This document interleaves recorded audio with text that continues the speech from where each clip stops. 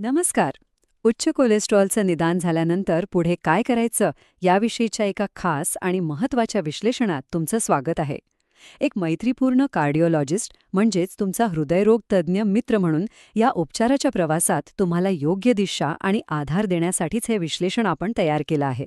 चला तर मग सुरू करूया. निदानानंतरची जी पहिली फॉलोअप अपॉइंटमेंट असते ना, ती खरोखरच खूप महत्त्वाची असते. तुमचे टेस्ट रिपोर्ट्स नक्की काय सांगतायत हे समजून घेण्यासाठी आणि हृदयाच्या चांगल्या आरोग्यासाठी एक स्पष्ट, कृती करण्यायोग्य अशी योजना आखण्यासाठी ही एक अगदी परफेक्ट संधी असते. आजच्या या विश्लेषणाचे मुख्य मुद्दे अगदी थोडक्यात पाहायचे तर पहिलं म्हणजे लिपिड पॅनल टेस्ट, दुसरं चांगलं विरुद्ध खराब कोलेस्ट्रॉल, तिसरं आनुवांशिकता आणि इतिहास, चौथं हृदयासाठी योग्य आहारातील बदल आणि पाचवं आपली दैनंदिन दिनचर्या आणि चेकलिस्ट. तर सुरुवात करूया पहिल्या विभागापासून, द लिपिड पॅनल टेस्ट. आता बघा, लिपिड पॅनल टेस्ट करण्यासाठी जाण्यापूर्वी 9 ते 12 तास उपवास करणं अत्यंत आवश्यक असतं. याचा साधा अर्थ असा की या काळात फक्त आणि फक्त पाणी पिण्याची परवानगी असते. असं का? कारण यामुळे रक्तात असलेल्या चरबीची अगदी अचूक पातळी मोजता येते आणि त्यामुळे योग्य निदान करणं सोपं जातं. आता हे आकडे बघा, हे अतिशय उत्तम प्रकारे स्पष्ट करतं की आपले टार्गेट्स काय असायला हवेत. एका स्टँडर्ड लिपिड प्रोफाईलमध्ये LDL म्हणजे खराब कोलेस्ट्रॉल 100 पेक्षा कमी असावं, HDL म्हणजे चांगलं कोलेस्ट्रॉल 40 ते 60 किंवा त्याहून जास्त असावं, ट्रायग्लिसराइड्स 150 पेक्षा कमी आणि एकूण कोलेस्ट्रॉल 200 पेक्षा कमी असणं हे निरोगी आरोग्याचं लक्षण आहे. हे आकडे समजून घेणं हाच आपल्या उपचारांचा भक्कम पाया आहे. आता वळूया दुसऱ्या विभागाकडे, good versus bad cholesterol. LDL आणि HDL यांच्यात काम कसं चालतं हे खरोखरच खूप मनोरंजक आहे. LDL काय करतं तर ते रक्तवाहिन्यांमध्ये कोलेस्ट्रॉल घेऊन जातं, ज्यामुळे तिथे धोकादायक गाठी किंवा प्लाक तयार होतो. पण दुसरीकडे HDL हे एका उत्कृष्ट स्वच्छता प्रणालीसारखं म्हणजे क्लिनिंग सिस्टमसारखं काम करतं.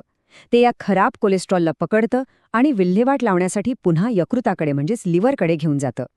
अगदी सोप्या भाषेत सांगायचं तर रक्तवाहिन्या स्वच्छ ठेवण्याचं काम HDL करतं.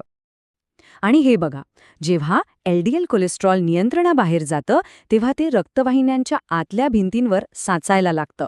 जसा वेळ जातो तशा यामुळे रक्तवाहिन्या अरुंद होतात आणि पर्यायाने हृदयाला होणारा रक्तपुरवठा कमी होतो. म्हणूनच LDLची पातळी कमी ठेवणं हे अगदी अत्यंत निगडीचं आहे. यानंतर तिसरा विभाग, जेनेटिक्स अँड फॅमिली हिस्ट्री, म्हणजेच अनुवंशिकता आणि कुटुंबाचा इतिहास. फॅमिलियल हायपर कोलेस्ट्रोलिमिया, ज्याला आपण थोडक्यात FH म्हणूया, हा एक अनुवांशिक आजार आहे. यामध्ये होतं काय तर आहाराची पर्वा न करता अगदी लहान वयापासूनच खराब कोलेस्ट्रॉलची पातळी खूप जास्त असते. अशा स्थितीत आपलं यकृत ते अतिरिक्त कोलेस्ट्रॉल साफ करू शकत नाही आणि म्हणूनच यावर नियंत्रण मिळवण्यासाठी विशेष वैद्यकीय उपचारांची गरज असतेच. इथे एक अत्यंत महत्त्वाचा मुद्दा लक्षात घ्या.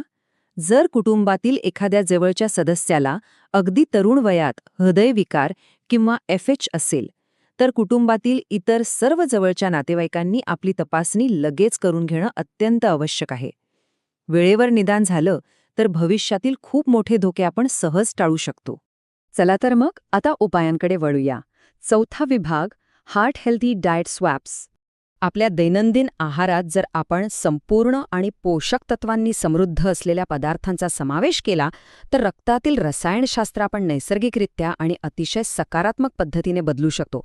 ताज्या भाज्या, फळे आणि शेंगा हे सगळे हृदयाचं आरोग्य सुधारण्यासाठी अक्षरशः जादूचं काम करतात.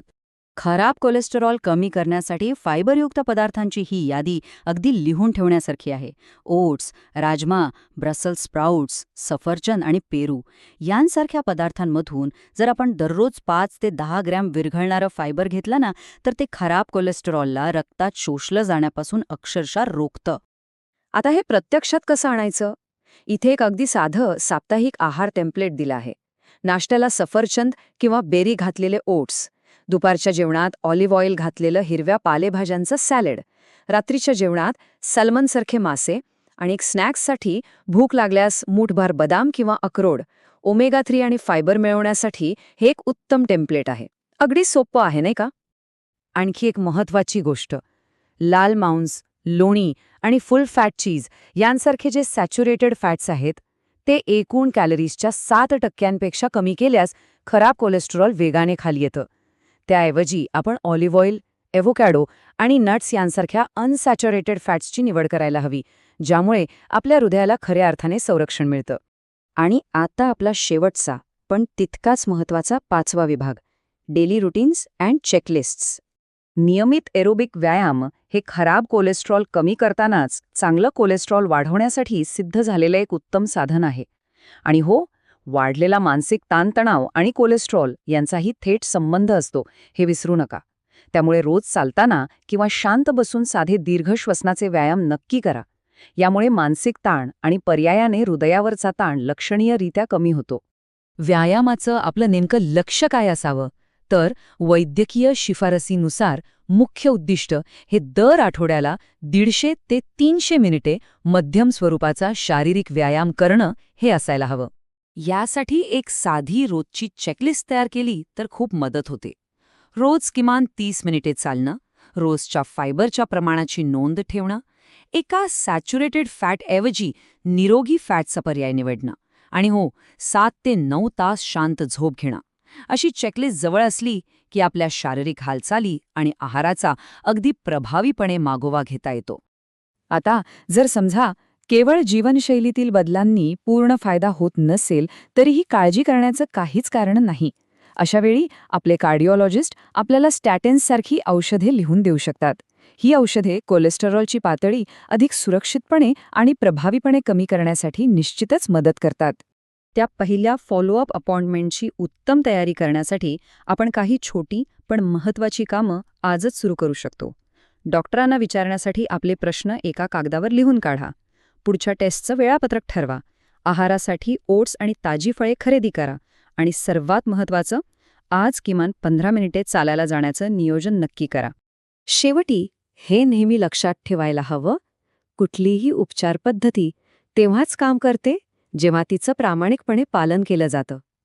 वैद्यकीय व्यावसायिकांशी योग्य भागीदारी करणं आणि ठरवून दिलेल्या जीवनशैलीतील बदलांचं पालन करणं, यामुळे सर्वोत्तम परिणामांची खात्री मिळते. आणि हो, हे साध्य करणं नक्कीच शक्य आहे. आजच्या या विश्लेषणाचा समारोप करताना एका प्रश्नाचा विचार नक्की करा. पुढच्या वेळी डॉक्टरांना भेटण्यापूर्वी हृदयाच्या आरोग्यासाठी आजपासून कोणती पहिली आणि सोपी सवय आपण बदलू शकतो? तुमचा एक लहानसा बदल खूप मोठा आणि सकारात्मक परिणाम घडवून आणू शकतो. चला, आजच सुरुवात करूया. Thanks for watching video.